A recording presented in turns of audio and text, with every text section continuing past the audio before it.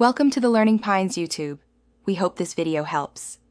You begin at the sink with warm running water and a towel nearby. This saves time and keeps mess contained. Wet your hands, then apply 1-2 drops of dish soap or dedicated hand cleanser. You scrub gently at the edges of the powder, because aggressive rubbing pushes particles into pores. Once the surface loosens, keep water flowing to carry powder away. Repeat latherance cycles until visible residue reduces, and make sure to keep movements outward toward the drain.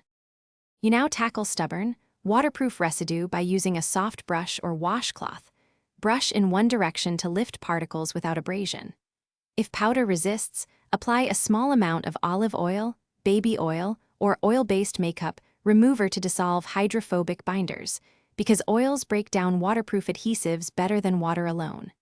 Massage the oil for 20-30 seconds, then add soap and emulsify before rinsing. Keep rinsing and repeating. You finish by patting your hands dry with a clean towel and applying a gentle moisturizer to restore oils stripped by soap and solvent action. Make sure to check under nails and between fingers where granules hide, using a soft brush if needed. Persistent particles often hide in creases. If you notice redness, burning, or swelling, stop and rinse with cool water. Avoid further oils, and seek medical advice if symptoms persist.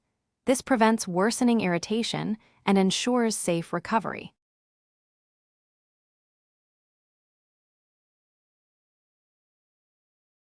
Thanks for watching. Consider subscribing if we helped you.